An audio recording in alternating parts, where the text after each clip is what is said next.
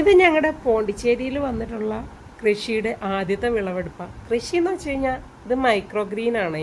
Micro green പയറിൻ്റെ micro green ആണ്.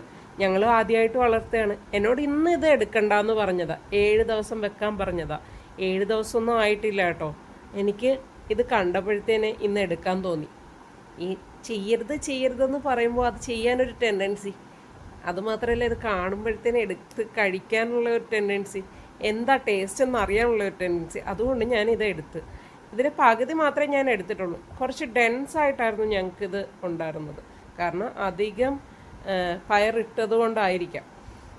പിന്നെ വെള്ളമൊക്കെ അതിനെ സ്പ്രേ ചെയ്ത് കൊടുക്കുന്നുണ്ടായിരുന്നു. പിന്നെ ഒരു വീഡിയോയിൽ ഞാൻ ഈ മൈക്രോ ഗ്രീൻ എങ്ങനെ ഉണ്ടാക്കിയെന്നും കാണിച്ചു തരാം കേട്ടോ. പകുതി ഞാൻ എടുത്തിട്ട് ഇതൊന്ന് വാഷ് ചെയ്തിരുന്നു. പിന്നെ ഇതൊന്ന് ഞാൻ ചെറുതായിട്ട് കത്രിക കൊണ്ട് തന്നെ കട്ട് ചെയ്തു. വേറൊന്നും എടുത്തില്ല കേട്ടോ.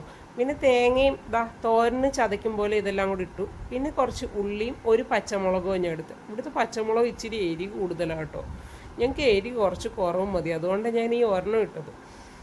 പിന്നെ ഇത് കത്രിക കൊണ്ട് എനിക്ക് വേണ്ടത്ര ചെറുതാക്കി. തീരെ കുഞ്ഞത് വേണമെങ്കിലും ആക്കാം. ഇത് പിന്നെ കഴുകിയെടുത്തു. ശേഷം കടുക് വറുത്ത് വറ്റൽമുളകും ഇട്ട്, വേണമെങ്കിൽ കറിവേപ്പില ഇടാം കേട്ടോ, ഞാൻ ഇട്ടിട്ടില്ല. ഈ വറ്റൽമുളകും എനിക്ക് എരി കൂടുതലായിട്ടാണ് തോന്നിയത്. പിന്നെ കുറച്ച് ചെറിയ ഉള്ളി ഇട്ടത്, വലിയ ഉള്ളി വേണമെങ്കിൽ എടുക്കാം. പിന്നെ ഇതിനകത്തേക്ക് ഇട്ട് കുറച്ച് തേങ്ങയും കൂടി ഇട്ട്, ഉപ്പും ഇട്ട്, മഞ്ഞപ്പൊടി ഇട്ട് അതൊന്ന് അടച്ചു വെച്ച് വേവിച്ചു. ആ തേങ്ങ ചതച്ചതാണ് കേട്ടോ. ഒന്ന് ചതച്ചില്ലേലും കുഴപ്പമില്ല, ടേസ്റ്റാണ്. ഞാനിത് ആദ്യമായിട്ടാണ് കേട്ടോ ട്രൈ ചെയ്യുന്നത്. എനിക്ക് കുറേ ഇഷ്ടമായി.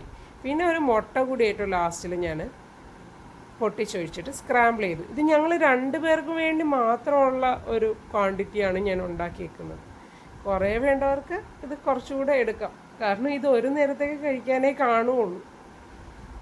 നല്ല ടേസ്റ്റുമാണ്. പിന്നെ ഇതൊന്ന് സ്ക്രാമ്പിൾ ചെയ്ത് ഞാൻ എടുത്ത മുട്ട, പിന്നെ അതിൻ്റെ കൂടെ ഇട്ട് അതങ്ങ് ഇളക്കി എടുത്തു. എനിക്കിത് ഈ ഒരു ടെക്സ്ചർ എനിക്ക് ഭയങ്കര ഇഷ്ടപ്പെട്ടു. ഇതിൻ്റെ ഞാൻ ആദ്യമായിട്ടാണ് ഇങ്ങനൊരു രുചി കഴിക്കുന്നത്. എല്ലാവരും ഒന്ന് ട്രൈ ചെയ്ത് നോക്കുക കേട്ടോ. എന്തായാലും ഇഷ്ടപ്പെടും, ഉറപ്പാണ്. എനിക്കിത് കുറേ ഇഷ്ടമായി. ചോറിൻ്റെ കൂടെ കഴിക്കാനായിട്ടാണ് ഞാനിത് ഉണ്ടാക്കിയത്.